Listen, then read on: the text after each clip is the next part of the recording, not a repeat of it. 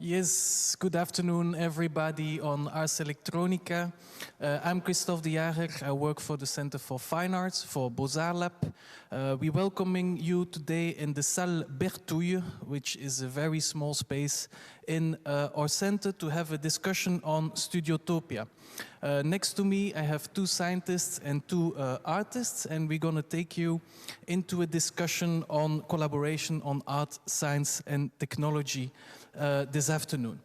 I would like to give you a small overview on Studiotopia.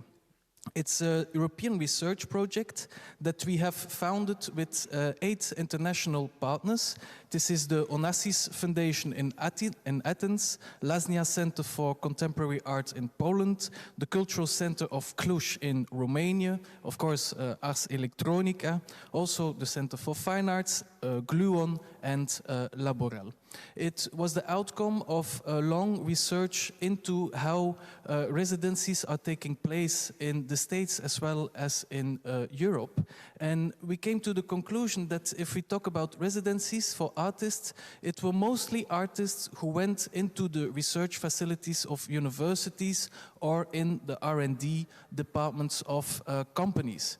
I give one example. It's the residency program Experiments in Art and Technology that was founded by Billy Kluver in the 60s in the States. You had artists going to the Bell Labs to work together with engineers.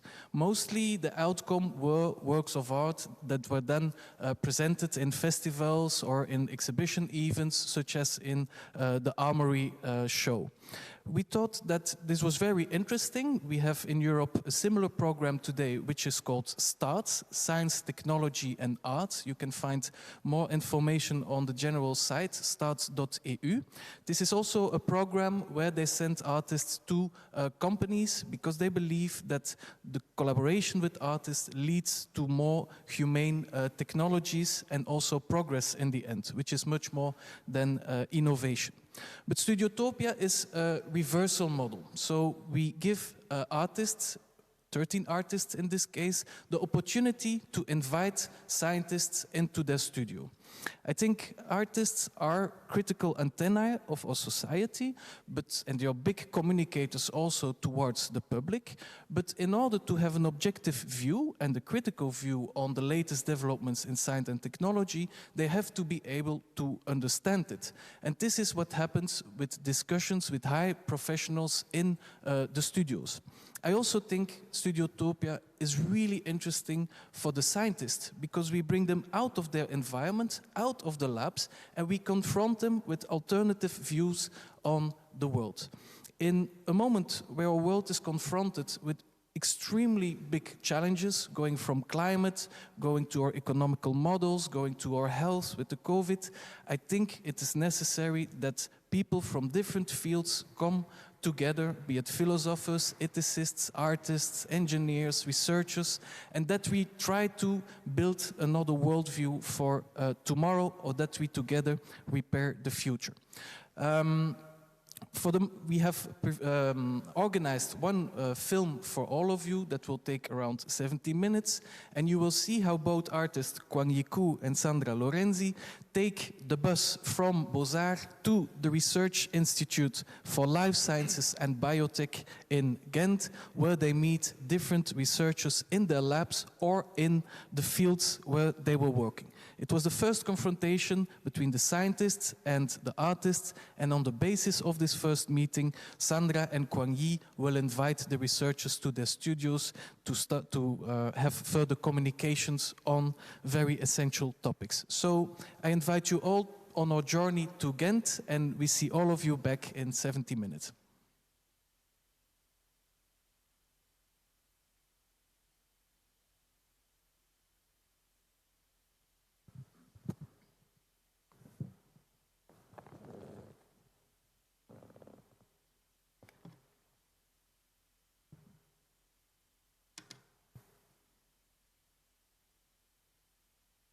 Hello, we are at the Center for Fine Arts in Brussels, Belgium, capital of Europe.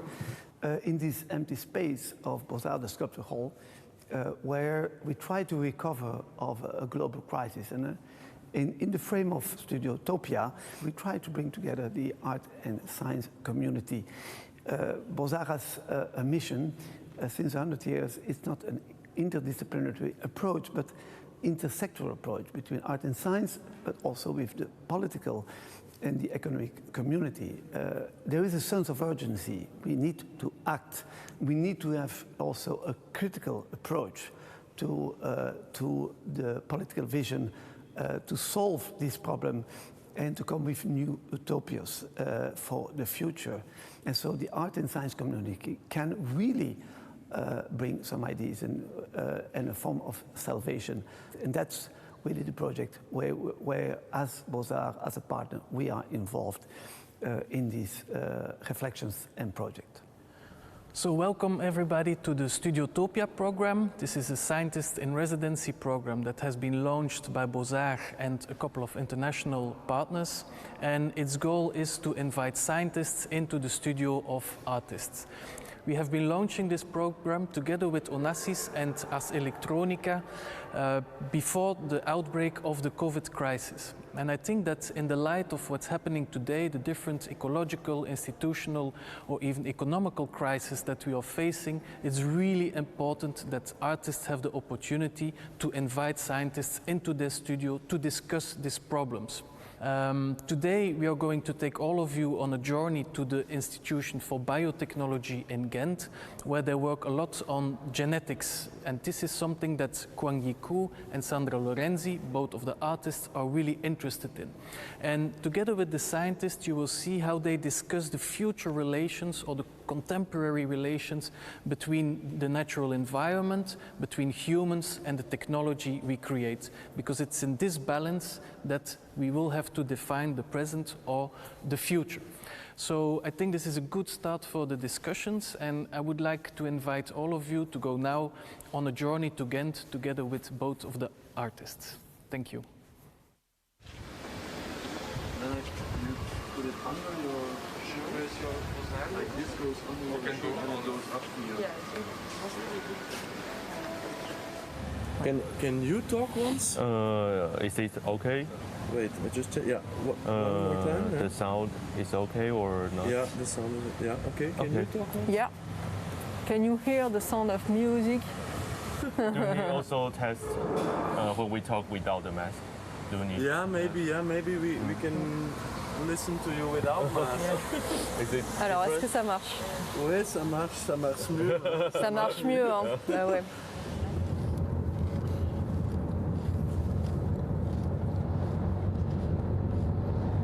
But they always wait for the reaction of the artist about science.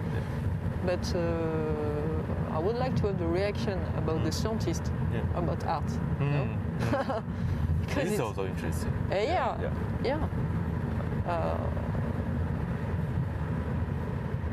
They listen music, they see movies, they read books, so they are connected to a kind of imaginaries or unconscious or subconscious, I don't know. And si possible, faites demi-tour. on arrive? Ouais. Oh. Là, il y a des... Oui, c'est juste... Enfin, Ah, c'est ça? chapeau. Si possible, faites demi-tour. And we are making a film together with the crew that will last for 10 minutes. And the goal of this film is that the people that are in the virtual world, they get an introduction to the jobs that you are doing, and that we bring them here to the landscape and that you explain what you do. It would be nice if you go to the fields and we can follow you, because this is what the digital people also will do. It's we bring them to a virtual garden. So we follow, you can go and... So where we are here is we are in a field not far from the city of Ghent, and what you see here is actually a field of soybean plants. Yeah. And here you see the beans, and these. So you see the pods actually, not the beans, and then the beans are in the pods, and these beans are full of protein, And these beans are actually a very good alternative for animal proteins. The problem is that soybean is an Asian plant, so it's actually not adapted to grow here. So what you see here is a field from the Institute ILVO. And ILVO is actually trying to make soybean plants that are adapted to grow here in our short summer cycle. It's like a plant immigrant. Yeah, because this is an immigrant, right? And so there are researchers trying to make the immigrant adapted. That's what you see here on that field. And what we try to do is to find a bacterium that also can do the job with the immigrants. Exactly. Voilà. So here we have the plants. You see all the pots and there are all the beans, and these beans are then used for all kinds of products. Now this is now the root of the soybean. And do you see all these little nodules? So these are nodules, they're kind of little organs. And if you open these nodules, you see? What? You see it's a bit red? So we now look inside this little organ. So what happens is that the bacteria and the plant, they start to communicate with each other. And the plants are actually making a new house where the bacteria can live in and do the job for the plants. And inside these organs, the bacteria find the perfect environment to change nitrogen gas into ammonia. And this ammonia goes directly to the plants. It's the nitrogen source, and the plant uses it to make the beans. I did a project, it's called Millennium Ginseng Project. It's about ginseng. It's a kind of plant which is used in traditional Chinese medicine, and the roots of the plant look like a human body. So we believe in eating the roots is good for our health. However, the problem is they are genetically endangered in North America because there are a lot of illegal harvesting the wild ginseng and sell it to Asian markets. So that's the ecological problem. So my project is trying to grow ginseng in a farm, but with a lot of different extreme environment to torture ginseng. So a bit similar like your research, like adapting a plant to a new environment, but we are trying to to mimic the natural environment to ginseng and train it, because in the culture belief system in Asia, we believe in the ginseng take the qi from the nature, and we eat it, and we can take the qi as well. So if we can provide it with a greenhouse with a lot of extreme environment, maybe we can create artificial wild. So artificial wild, that's a nice word. So use artificial wild to save the real wild. The real wild. So VIB is a strategic research institute working together with, I would say, top experts. So we have the luxury in 25 years' time to have built up out an ecosystem for research in life sciences at large. And I think we have the key opinion leaders in a lot of domains in biotechnology within our institute. And the mission of VIB is to perform basic research, top research, but also to translate it to the community. So we have a lot of experience also in science communication. And with the Grand Challenges program that I'm managing, that's another layer we add to the institute. And we actually want to increase the societal impact and the societal footprint of the research that we are performing. In a nutshell. Sandra Lorenzi.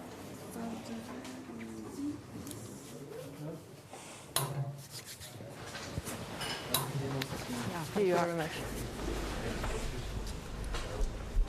So what we are doing here is, our work is related to the blood-brain barrier.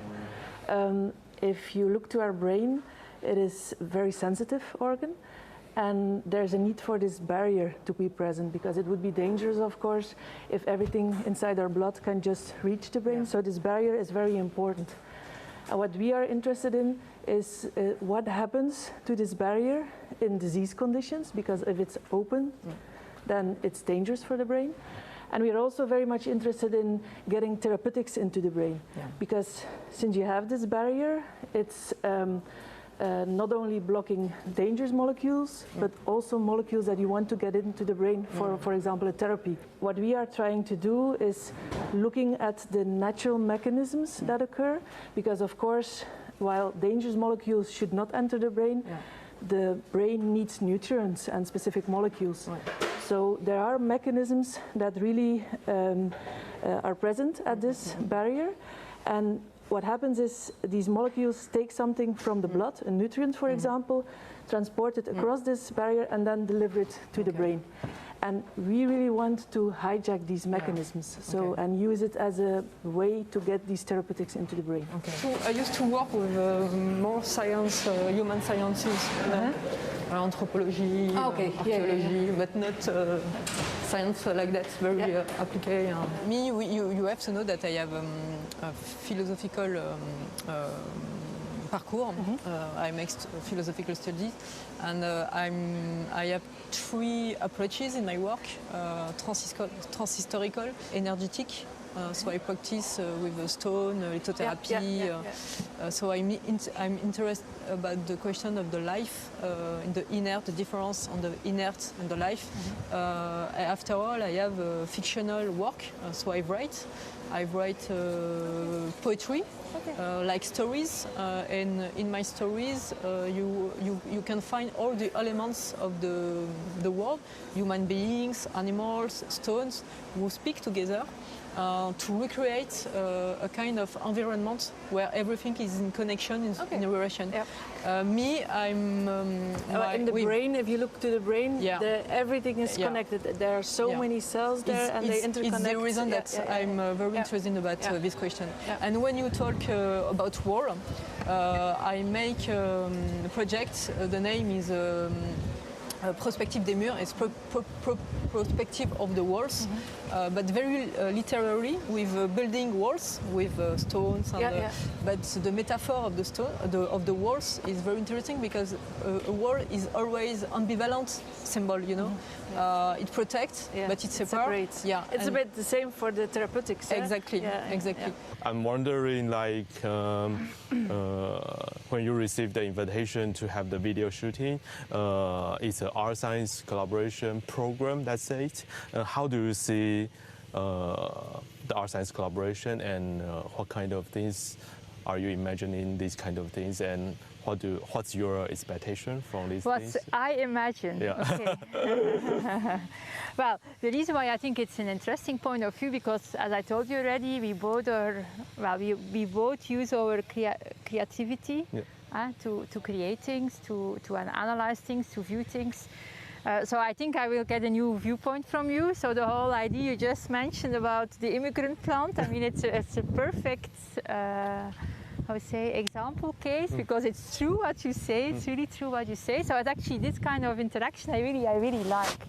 It's my curiosity that drives me being here and talk to you, definitely, The core value of scientific research for me is actually really similar with artistic practice, because it's just explore the nature and find the beauty of the nature, and you know, it's very pure. Might be easier or faster at least. So we have the electron microscopes, and those are very specialized, and everything is in black and white, because it's about electrons and how dense the tissue is, and the denser the tissue, the more black signal you get. So that's why you have this black and white. But if you want this type of images, you need fluorescent molecules. This is, for example, brain tissue, and then these in blue are these nuclei where the DNA is present. So as I showed in the electron microscopy image, so it's less detail, of course. And so that's what we here try to do, to see how we can get molecules from this side, so from the blood side, into the black, and that's the brain ventricles. I still remember, especially with the electron microscopy, the first time that I looked at this choroid plexus, It was so amazing. You see so many things at once. Yeah. While with a normal microscope, okay, you see the nucleus, but there you can really look inside the nucleus, see the DNA even. Wow. So that's really fascinating. Also, the thing interesting, it's the different scale of representation. The different scale of representation, but also the different scale of just things, you know, to be in the cellular dimension and also in the body dimension. That's crazy. And I would like to if it's possible, to take measure the vibration of the cell. You know. No, explain. and I mean, a cell is very, very, very small. But so I think it's possible. I'm sure it's possible. It's my intuition. Problem is, of course, that as I mentioned, the cells have to be in a very confined environment to be healthy and not to die. Yeah, sure. Because they easily die, of course, if they don't have the right nutrients, if they don't have the right oxygen. Yeah, sure. But it would be awesome to make that. I don't know. I just have. And how can you get close to the cell? With your help. Before we see plant or other organism, we don't see their culture. So I think from now we should see the culture of organism. Because before we see only human has culture, but from my perspective, every organism have their own culture. Yeah, and we should respect them. Yeah. And it's not because we don't know that it's not existing.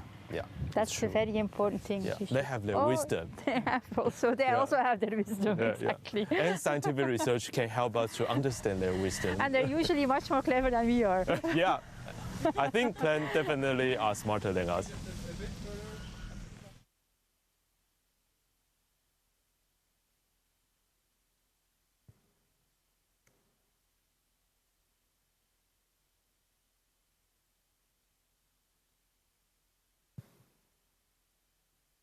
So, welcome back in Brussels. Hope you enjoyed the film. You saw the researchers and artists visiting the Research Institute of Life Sciences and Biotech. Now I would like to shortly introduce our 4 participants of this evening. And I would like to start with Sandra. Hello everyone. Hello. I present my work. If you, I can say a few words in my artistic work. When I start to work on a project, I used to collect testimonies to discover the territories. It's very important for me to feel situate on a place, not to be not in the ground. I have to feel the ground. So. From this material, from this collected material, I create, as I said in the movie, writing, poetry, drawing, sculptures, big installation, where everything is in correlation. They became a kind of ecosystem, which means that one element could have several natures. For example, a fragment of coal talks about mining past, industrial past too, but also it talks about our relationship between the underground, between our philosopher's stone. So, for example, in the same project, we can have the theme of alchemy and the theme of industry together. So this is my method to connect was not yet connected through artistic and philosophical issues. I think the work of art is human expression and the fulfillment of this expression through the work of the artist. And my job is to take care of that expression. Here we can join the work of science through this notion of take care. So my residency approaches place the notion of care at the center of his concern. Thank you, Sandra. It will definitely interest Jean-Christophe, who is also an arts lover, visits lots of museums. What are you doing here? Yes, so yes, I am here because of many reasons. So I like art and I like creativity. I am fascinated by the work of your work and some of the work of your colleagues. But I'm a scientist, so I guess that's why I'm here. I'm a cancer biologist. We study cancer from many different angles. More recently, we have been able to use new technologies to really dive into tumors and study how individual tumor cells behave. And we try to use those technologies to improve diagnostics, so to detect the disease early, as early as possible, as well as to improve treatments. And another important goal in our research is try to also minimize the side effects of treatments to patients. So we study cancer from a very fundamental point of view, but we keep the patient at the center of our interest. And this immunotherapy is something very new, Yes, so one of the therapies that we're focusing on is obviously immunotherapy. It's a recent approach that has been a concept that has been invented many years ago, but that came to realization only recently with a specific drug that allows the immune system to recognize the cancer cells. So one of the things that cancer cells are very good at is to hide from the immune system, and there is now a molecule that allows to revert this principle, and so tumor cells now are recognized by the immune system when we treat these patients with this particular drug. There are two problems with that. One is that these drugs have important side effects, which we try to minimize. And the second problem is that, and we don't really know why, but some patients do respond really well while others do not. And this is one of the goals of the project, actually, that we are involved in at the moment, is to try to find ways to discriminate beforehand patients that would respond to the treatment versus patients that would not respond to the treatment. In other words, not to give the therapy to patients that will not respond to avoid suffering and consequences. Yeah. Thank you, Jean-Christophe. We go deeper into this. Kuang-Yi, you're not only artist, you're also a scientist. Tell us something about this. Hello, everyone. I'm Kuang-Yi Ku. I'm from Taiwan, but recently I'm based in the Netherlands. And now I'm an artist, but before being an artist, I had been working as a dentist for a couple of years. So I graduated from dental school, but now I'm an artist. So as you know, most of my work are related to medical technology, and especially I'm interested in that how medicine can affect the future society, especially the emerging medical technology, because several of these kind of medicine has a certain kind of culture issue or ethical issue, and if we can combine art, practice and design methodology and also scientific research is what I'm doing, and I think it's possible to illustrate a speculative scenario that can engage general public and have the communication tool to have the reaction from the public and then have the feedback back to science itself. So I think this kind of collaboration between art and science is very valuable for me as an artist and scientist at the same time, because I think it's not only can have the artistic value, but also can have the very important value for scientific fields as well. Yeah. Thank you, Kuang-Yi. Kathleen. Hello, it's a pleasure to be here. So I'm Kathleen. I'm working in the IBD Leuven research group. And we are doing both translational and clinical research on inflammatory bowel diseases. These diseases, the name is saying it, these patients have inflammation in the intestines. And the disease is already set in young patients, often from between 15 and 25 years. And it's a chronic disease, so these patients have the disease for life. But we still do not know what is the cause of the disease.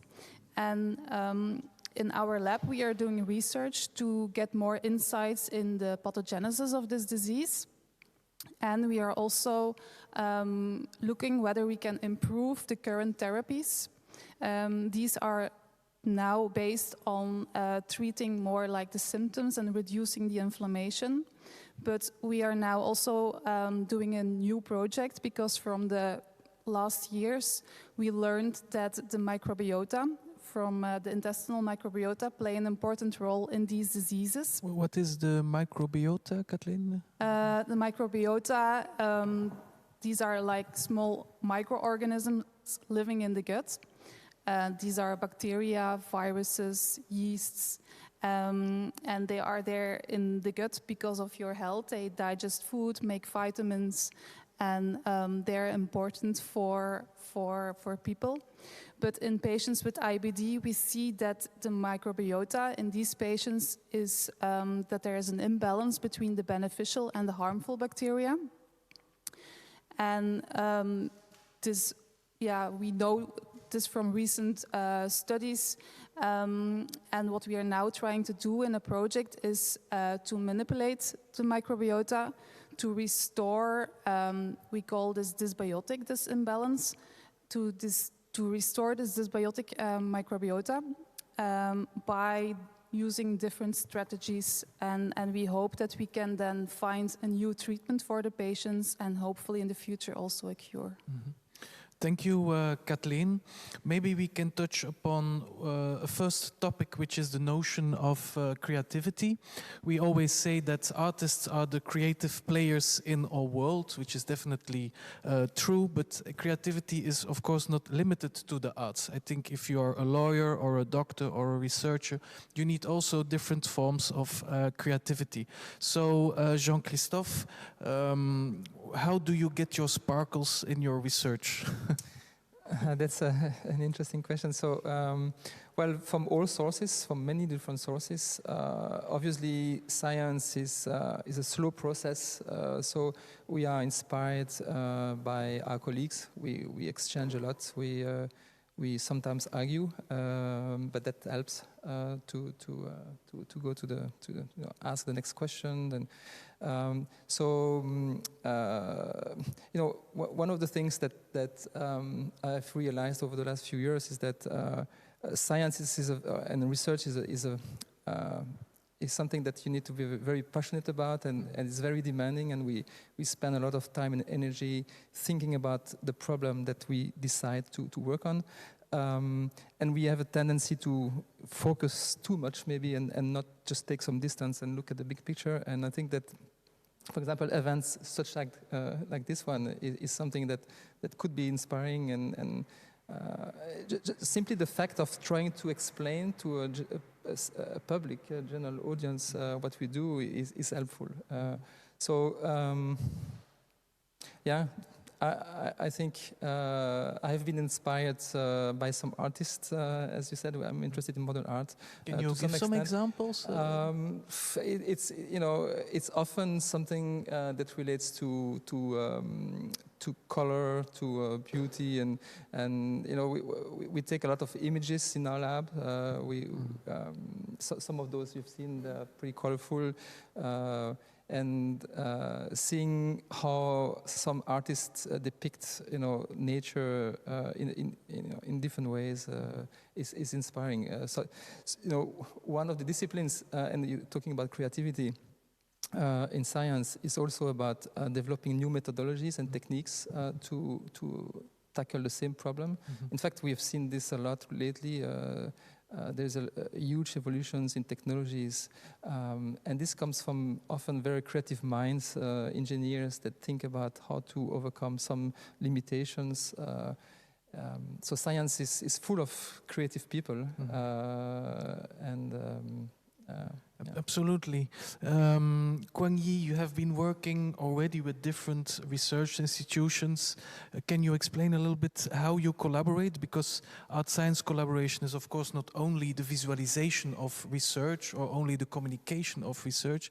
We truly believe that artists, the way they work, can also inspire the way or the methodologies of research are being influenced. So, Kuang-Yi, you have some experience in this. I think it's very interesting because every different collaboration between me and the scientists are totally different. But for example, sometimes they are more like the technical team provide the technique, but sometimes they are also the creator, just like the artist.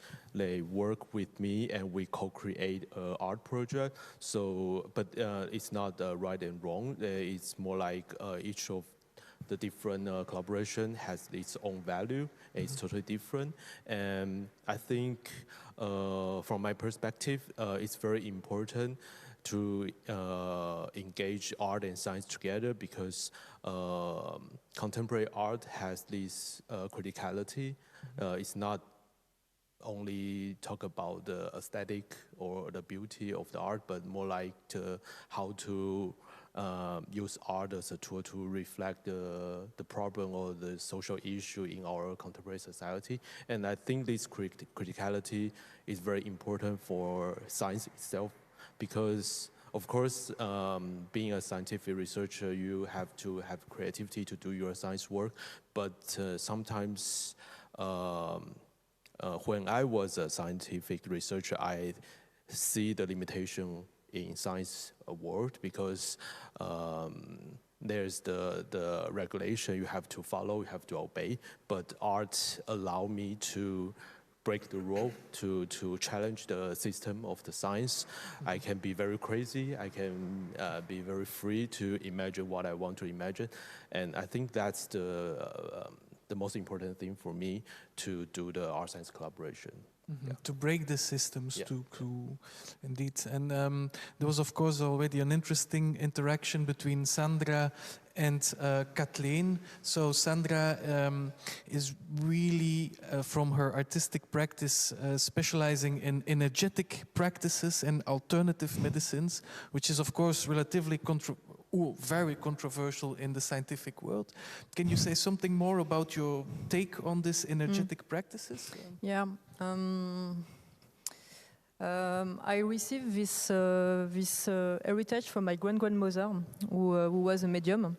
So it's very familiar for me because it's not a belief, it's a knowledge. I know that it's a bit strange to say that it's a knowledge, but it's not very important, I think. We have to change our meaning of thinking this kind of category.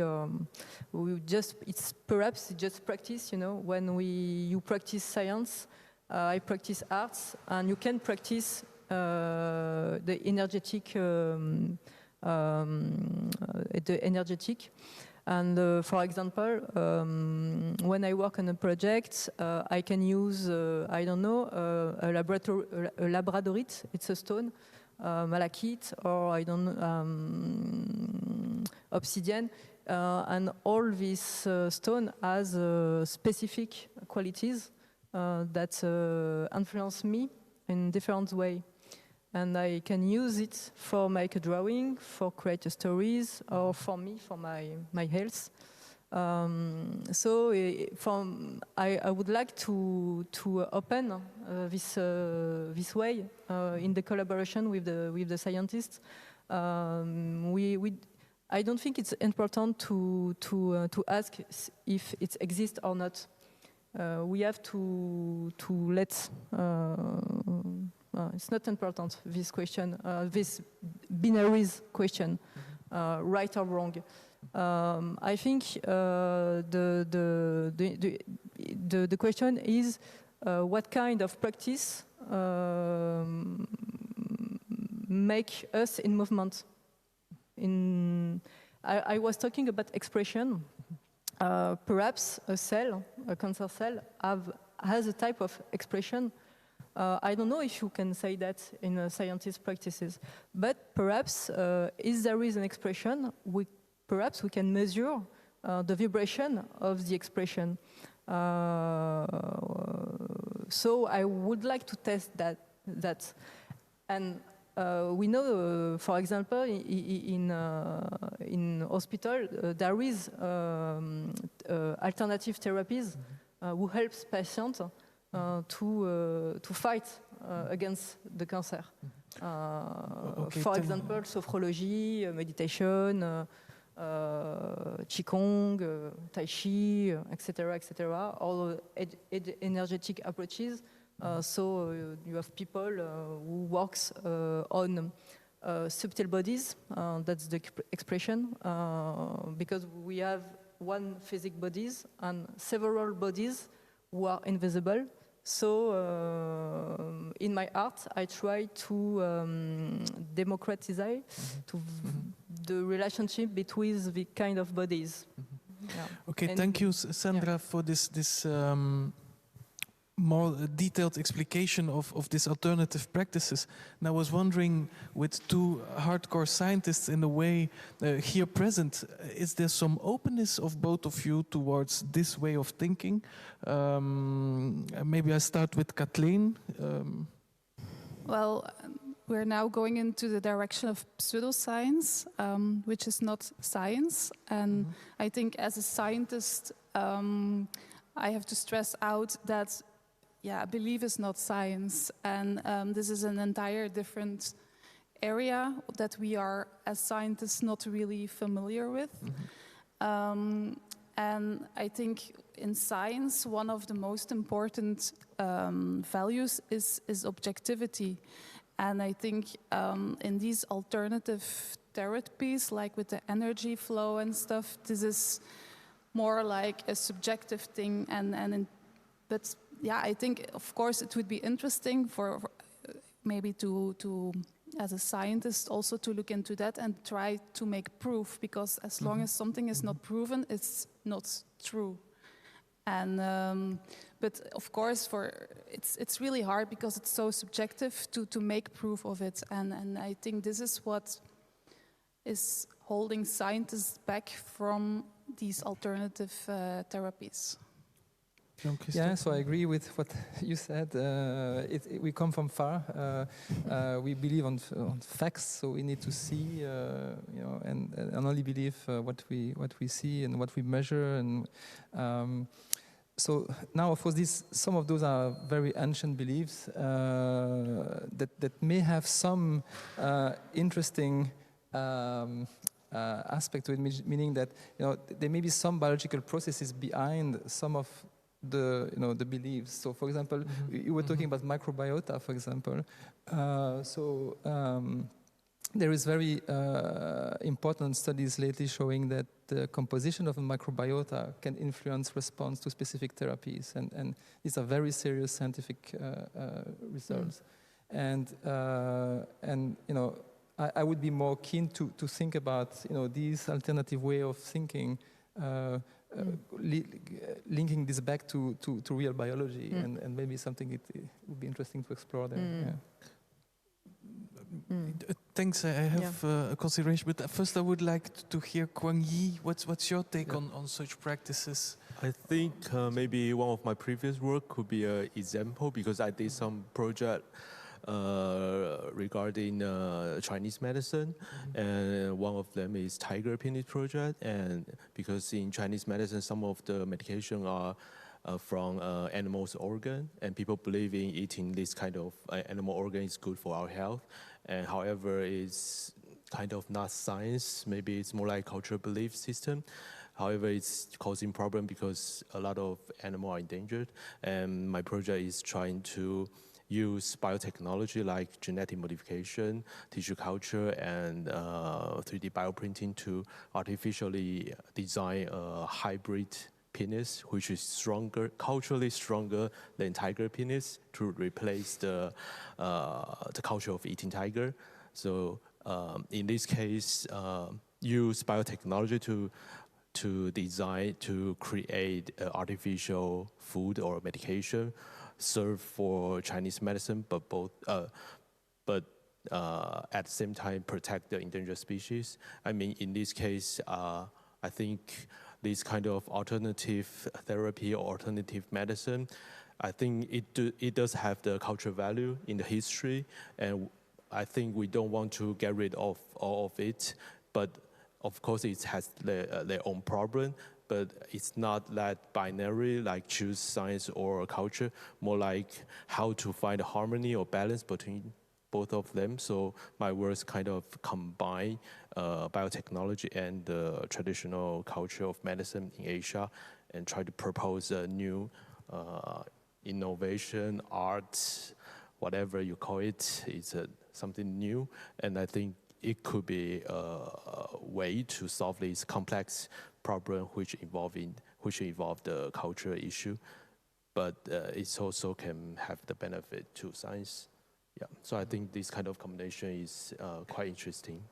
Absolutely. I think also that the collaboration between artists and scientists is bringing art thinking within the research practice. I think artists deal with intuition, they deal with some sorts of beliefs, they try to define also the invisible as scientists do. Now I was wondering, because if we look at the challenges we are confronted with today, it's to communicate a narrative towards the public, a narrative of change. We have to repair the future. And this is why we also established Studiotopia, is to bring scientists and artists and many other people together to reflect on how we can reimagine the future. Now I was wondering to both of you artists, if we have to write an alternative narrative, or can you define what for you are the main challenges we have today and how we could maybe solve them? And I think believing in something is very important towards the broader public, because we have also seen that they don't necessarily believe in facts. It's very hard to make people believe climate change because they don't care about the facts. So how do both of you see this? How we can repair the future? Wow.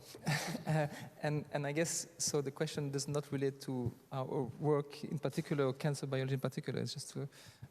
yes, the world vision, the world view, how would you like to see changes happening? Yeah, I think as scientists, as we discussed already, we base our thinking and on facts, right? So indeed, we have seen lately that there is a trend and movements of people that kind of ignore facts, and which is a scary thing to me, I have to admit. And I hope that we can go back to a situation where people are more interested into facts than into beliefs or yeah. Maybe you can follow up and maybe. Is there only facts? Or do you need only facts to be alive, Kathleen? It's a question. To be alive, well, I'm still thinking in as a scientist. So and then I agree with Chris that facts. Yeah, we are based on facts and less on what we believe. But yeah, it's a difficult. Do you think that philosophically that there's many things that have been changing in the course of time, like Renaissance, they put the human in the center of the universe. Then we went to post-humanism, where like the agency of people is really less or considered less important than in the times of Renaissance and even modernism. And from your study and your experience of the gut, I mean, does it also mean that it's not everything we think is just our thinking? You know, we are also this other environmental bacteria. Is this true? Does the gut really influence us? And yes, we are, but we are still in the early stage of finding out what is this, what are all those bacteria in us doing, and we have to know in our gut, we as humans, there are like 10 times more bacteria than bacterial cells than human cells.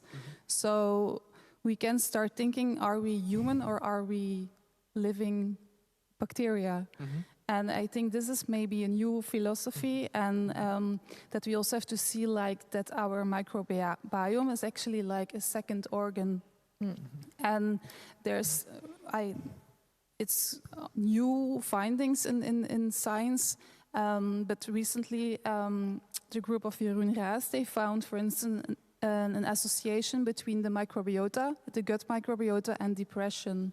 So this means that there might be some communication with the bacteria in the gut and the brain, and they might influence the way we are feeling. So I think this is a very new and interesting finding, and but of course it's still in the very, very early stages, and this needs further research and further studies. Yeah.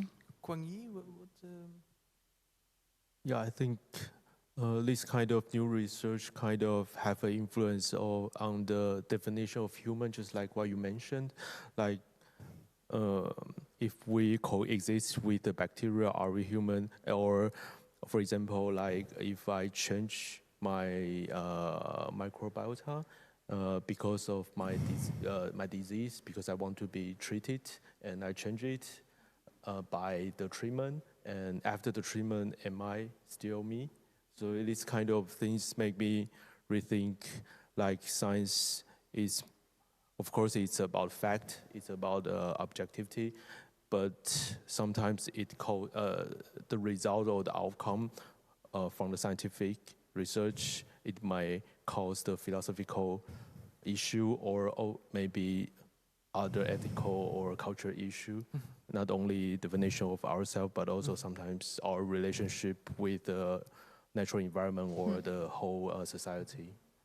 Sandra? Yeah, perhaps it's a question of point of view and how to change about point of view of worlds, and the relationship between the different species. Perhaps I need to know that there is a microbe, a bacteria inside me, which who work with me, and the knowledge, the science knowledge, could help us to enlarge, to increase our meaning of representation. But also there is the problem of representation, because all the domains, all the big domains of knowledge create a type of representation and imaginaries. For example, I don't want to choose the transhumanism representation, you know. I don't think the science is the answer for the future. It's a big part of, but it's not only the answer.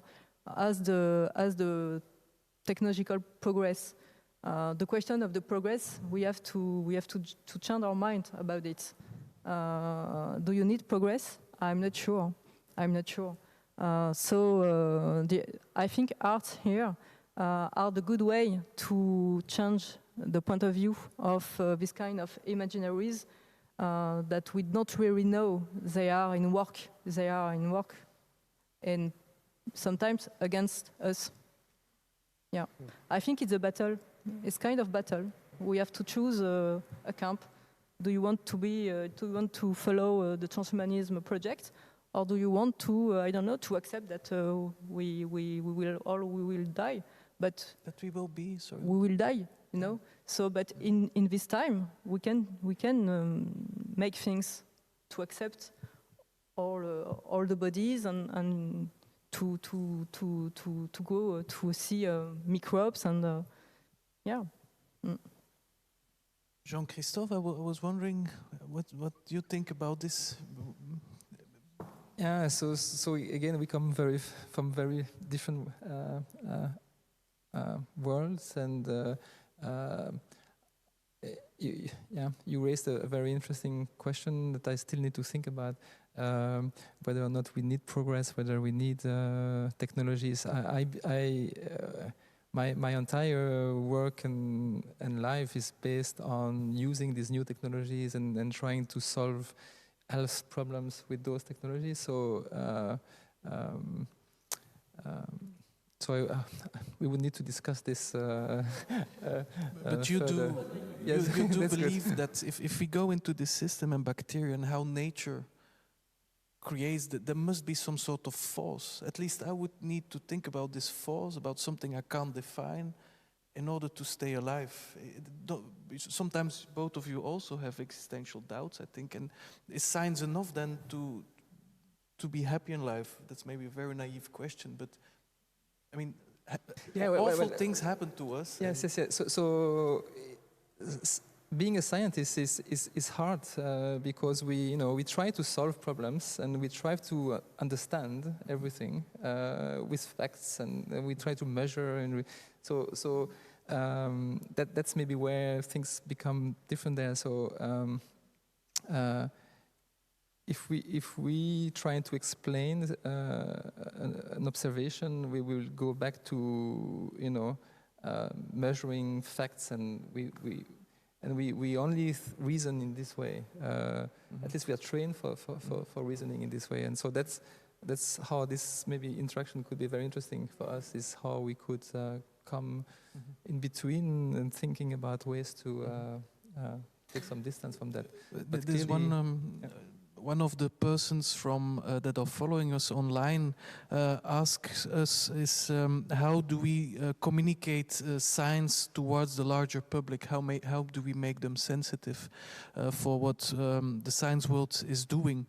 Do you feel that, Kathleen, for example, people understand your research, or do you need the people to understand your research, and why? Well, I think science is very important, or has also a very important impact on society. And I think it's important that the general public is informed about the research that we are doing. And for us scientists, we are used to communicate with other experts in the field. So we go to conferences and there we discuss our research with other scientists, but we don't very often discuss with the general public, or also, it's also important that the general public knows what we are doing. And for me, I'm working on inflammatory bowel diseases, and I still often, when people ask me, what are you doing, what is your work, and I mention this disease, I often get the question, what's this disease? But it's like there's almost like 1% of in the Western world, almost 1% of the people that have inflammatory bowel disease. But still, it's not a very known disease. Mm-hmm. Whereas, for instance, everybody knows cancer, everybody knows AIDS, and I think. For the disease we are working on, I think it would be very interesting that we also can reach out to the general public, inform them about this disease and what it is, and also the research that we are doing.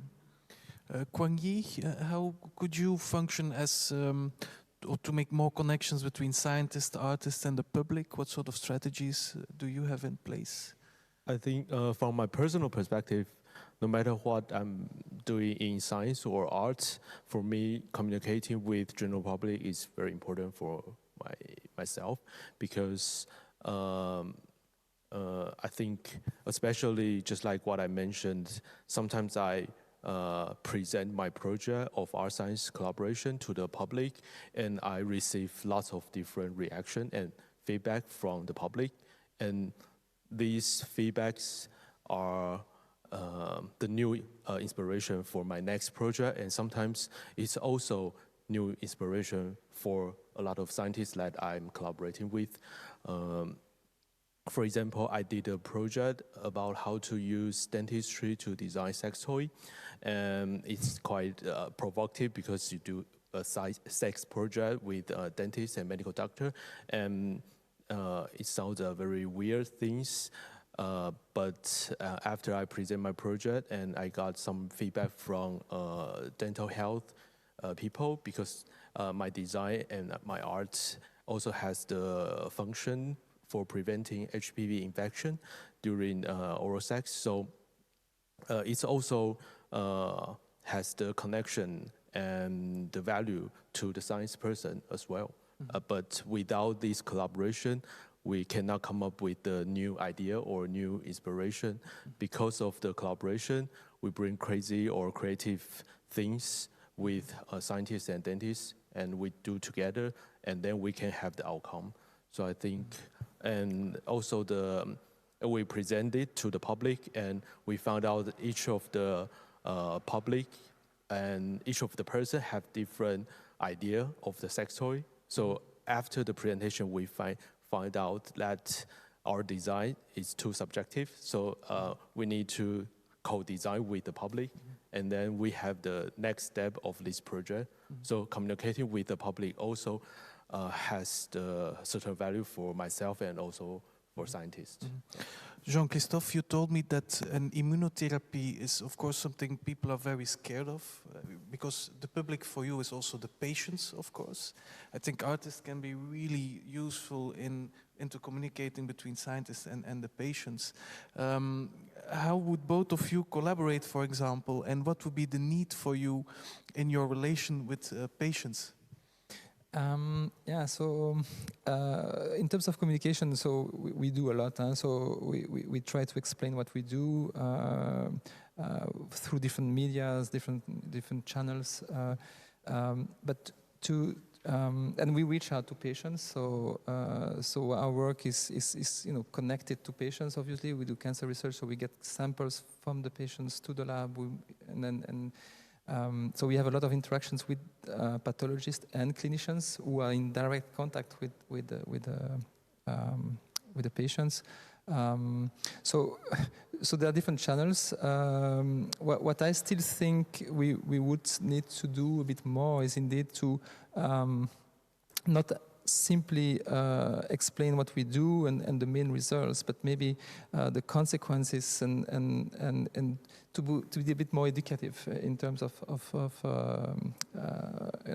the ins and outs of our research and the potential consequences, and maybe some specific behaviors that patients should adopt. Do you agree with this, Sandra, Kuang-Yi, that it's a more educative role, patients I think instructing about the consequences of the... I think sometimes I see some art science project, it's not only, because most of the science communication project is more like use a special way to teach or educate general public to understand the science project. However, some of the project of art science collaboration, they have ability to invite people to think the controversy of the science project. So the public, the position of the general public in this kind of work, not only receive the output from science communication, more like join to rethink, to co-think. Yeah, so maybe something that is indeed maybe lacking from our side, not from the clinical perspective, but from our side in the lab, is that we don't have direct contact with patients, and we sometimes lack this feedback. Clinicians do have this contact. I have the impression that, and that may be a wrong impression, that it goes from the lab to the clinicians to the patients, and there is still maybe not as much, let's say, of information flowing the other way around, if you see what I mean. Interesting. Sandra, you have... I think, yeah, it would be great that a patient could see her cell. Yeah. So before the interview, we were chatting about that, and so she had a very interesting idea, which is that we take samples from the patient. There's often a nurse or someone doing this, and bring the samples to the lab. I don't think that the patients really know what we do with the samples, and they never have a chance to actually look at their own cells and their own tissue. And she was proposing that we could invite some patients to look at their own tissue, their own cells under the microscope, and that might be something. And to talk with it, for example. Interesting.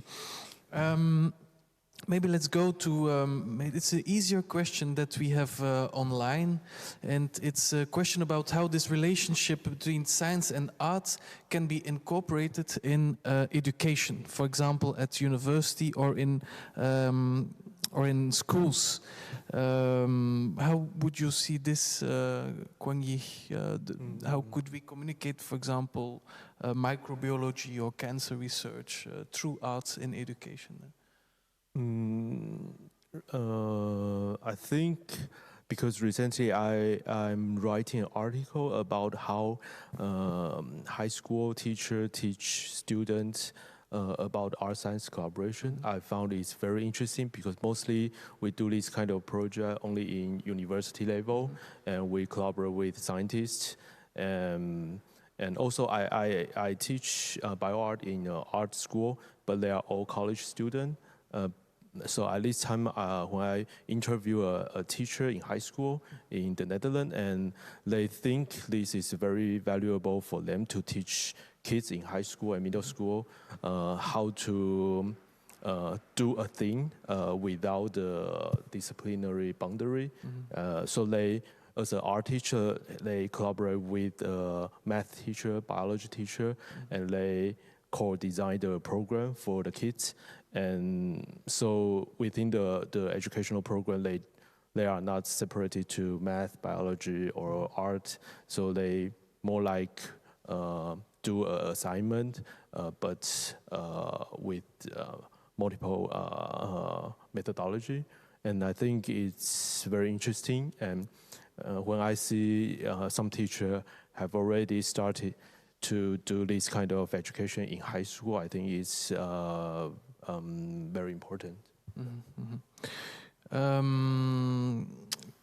Jean-Christophe, are you involved in education from the world of science? Do you take this responsibility as researchers? Yes, so we do to some extent. We get a lot of help from people from VIB, from our institution, to do that. We invite every year young kids to our labs. We have different initiatives, so we have a number of initiatives around this team. But the previous question was interesting, and I think that's one of the reasons why we are here, is that maybe indeed art could be another way, a very creative way, innovative way of explaining what we do to a more general public through art. And I think that's something that could potentially be very interesting and reach out a broad audience. Yes, sure. And also, as somebody online said, these art-science collaborations, they could connect very well, but then they have to go to the really deep questions that unite artists and scientists. And the question, that very critical question, and to where we are not agree, actually. So what, Sandra, is the question that you want to tackle after your first visits at the VEB in Ghent? So you met already a couple of researchers. Where would your research going to, or what do you expect from this collaboration? I expect to have the possibility to create simple protocols to put things in correlation. For example, I'm repeat, but I really want to. I imagine that a patient can talk with their cell, with a cancer cell. I think it's very important that a patient who have a cancer ask to their cell why. I don't know or what he wants, but just to organize a platform of expression and collaboration. It's very simple, actually. After the philosophical issues, asking, and the artistic ways, it comes after. This is my job. Is this possible, Jean-Christophe? Yeah. Make people interact with cells or communicate with cells? Yeah, well, yes, it's possible.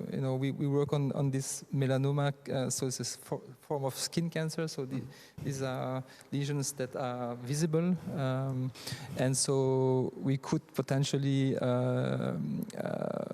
image the lesions live. So we have different imaging systems that allow us to look at the tissue live, and the patient could see deep down the lesions and then possibly talk to the cells. Why not? Or with the bacteria. Just to add, but perhaps to ask the good question, we have to change our behaviors. The artist not to have on their studio, the scientist not always to be in the lab. We have to, to shake all the things. And do you have the time for that, Kathleen, in the lab to do that sorts of experiments? And also, what will your colleagues say? Always a question of energy. The time, we always lack time. And it's also when we are doing research and we find an answer, then we are still getting more questions, so each answer leads to new questions, so we never actually have time enough to do what we want to do. So you have to go for the things that you think that are that matter the most, and also there can be some risk, but the things that you think that can make the biggest changes, the most challenging topics. And of course, this is a very challenging one, but this is also, I think, a very difficult one to prove.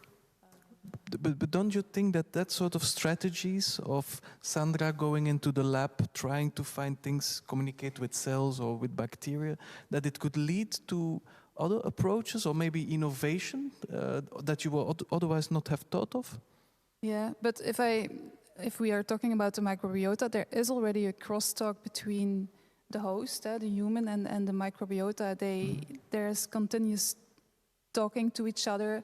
The microbiota, they produce metabolites and the host, the human, is responding to this. And I think maybe this is also, of course, in the opposite direction, so that we are talking also to the bacteria. So in this way, if you look at it in that point of view, I think for sure it's possible. Yeah.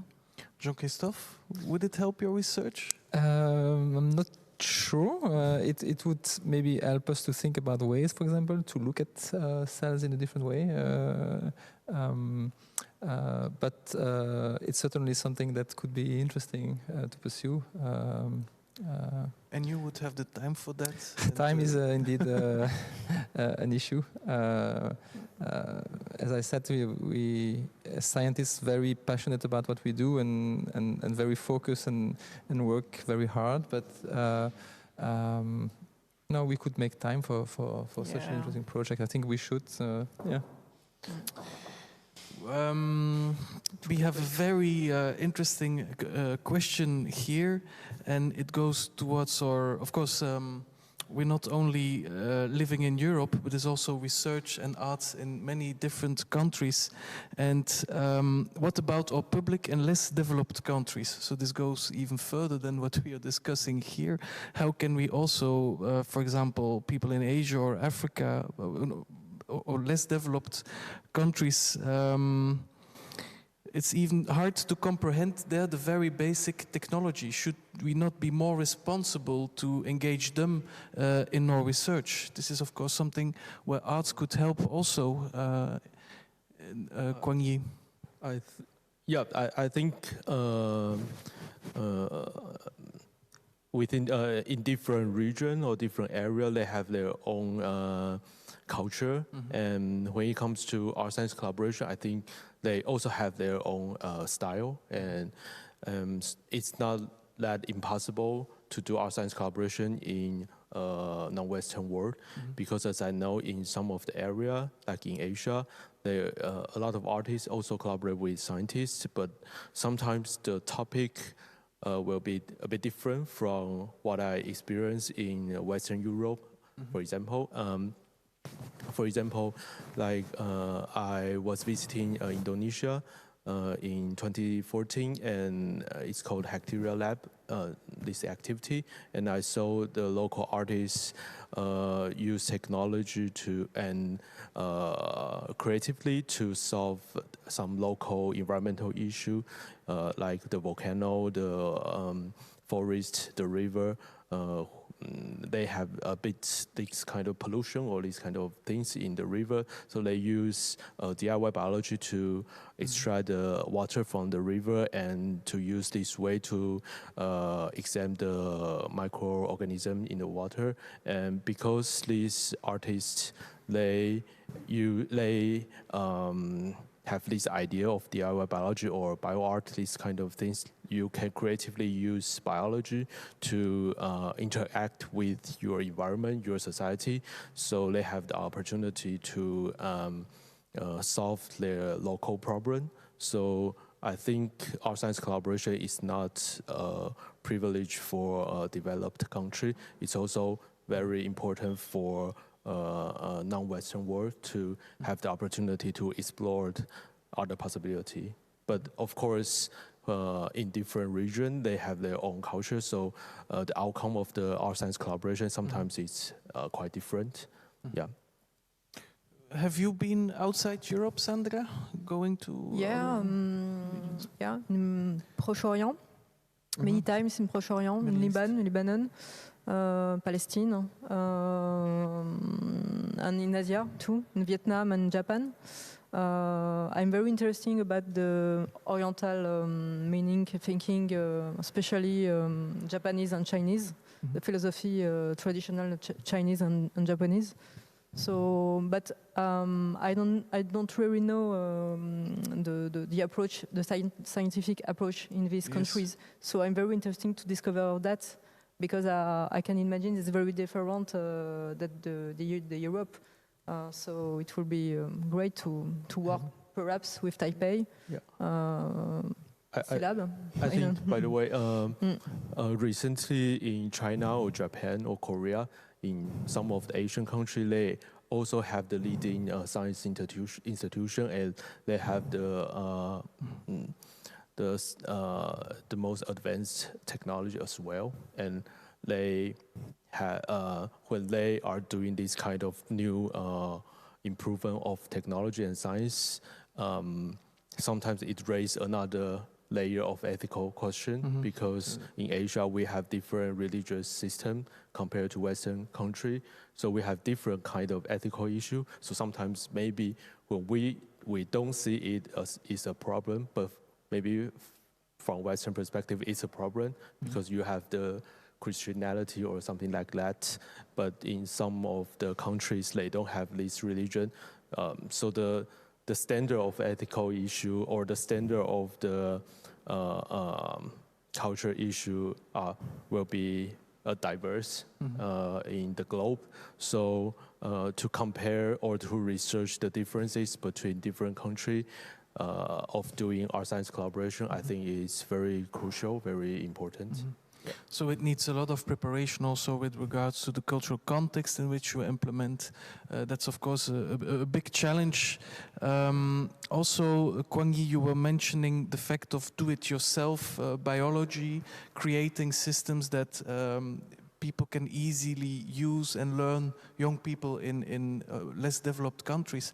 Then I wonder, is the responsibility from the research world in Belgium or maybe in Europe towards the third countries? Is there a lot of investment? Because of course already the research is hard to get funded for your own research. Where is then the generosity towards the less developed countries? Is this realistic? Realistic. So I think I cannot agree more that we should definitely explore areas and means through which we could disseminate science, technologies, and to all countries, including countries of world. But Yeah. In a way, science is universal. The way we do science is universal. Obviously, problems are very different in other countries. We're focusing on different diseases. They have different problems to tackle. But realistic, I don't know. But I think we should try to make an effort. I'm not too sure yet how, but definitely it's something we should do. Kathleen, at the university in Leuven, is there a policy for this? Well, I'm not really aware of that, but well, at least this for the labs that don't have a lot of budgets. It's of course also very difficult to compete with other scientific labs where they have a lot of funding. And well, I don't know exactly how. Yeah, it's something that we maybe should look into. Yes, because it doesn't necessarily mean that research can also. Yeah, it doesn't have to be always expensive. You can also do research with limited budget, which is also good. So. Absolutely. So I think our answer for our share here in Brussels is that it's not very elaborated, our responsibility towards less developed countries. We can work on it based on the cultural values that we have to take into account. And then I would like to finish maybe with one last question that is from another person. How can art-science collaboration help influence political decisions about research funding? So it's very hard for the artists as well as the cultural world as well as the science world towards funding. How much time do you, for example, invest in funding, Jean-Christophe? We've spent a lot of time trying to get funding. We write grants every other week almost. Indeed, funding is an issue. I guess it's true in many walks of life, let's say. But for research, we're talking about innovative technologies, and research costs more and more every day because of these innovations and these technologies. So we can do more, but it costs more, and so clearly funding is an issue. It's an issue. That this is okay, Jean-Christophe? Yes. It's good to know. I thought it came from Kuang-Yi. Did your projects help former research institutions to obtain funding because they were in the public, or? I think mostly this kind of project that I did still rely on cultural funding. It's not that easy to have support from a science field at this moment, but I think it might be possible to have resources from science communication, even though I think our science collaboration is not typical science communication, but I think there is a kind of small connection with each other, and it's possible. I think it's possibly to convince the jury of science people to fund it. It's just my guess. Yes, because of course there's a lot of investment as well in the cultural sector as in the Vlaams Instituut for Biotechnology. And I think when people more understand what you are doing, they will be more generous, because of course the politicians need to know what happens in an institution in order to responsibilize or sensitize people to fund. But how would we do that then to reach a large project out of our collaboration, Kathleen? Mean how artists can help us? Yes, so how with the four of you, how could you create something that then reaches a larger public? To start with, I think we scientists that we use a scientific language to tell what we've done, and that by publications in scientific journals and like this. But I think maybe the artists can help, because I think there's still a big gap to translate this to the general public, and because I think the science language for the general public is quite boring and difficult to understand. And I think in this way maybe the artist can help us also to explain this to the general public and to make this outreach. And this might also help then, of course, to reach out to the decision makers in the end. Sandra, you have some experience? Yes, I think the artists have the responsibilities to choose to be creative and to be generous in their project, not to be in a vocabulary, a mysterious vocabulary, very art contemporain. But yeah. I think it's a good conclusion. It's also what you do in your work, Kuang-Yi. It's artists, they use materials to they materialize ideas, which makes ideas that you can communicate it with the larger public. And I think they also tackle questions that from the worlds of research are never being tackled. So they go more towards emotion of the public, and I think when you reach the emotion of the public, you generate positive feelings. And this is something that with the Center for Fine Arts, of course, we try to do with the BOZAR Lab. We make lots of exhibitions where we will show the results of the collaborations between the scientists and the researchers. And so we hope that our politicians will finally understand that culture and science are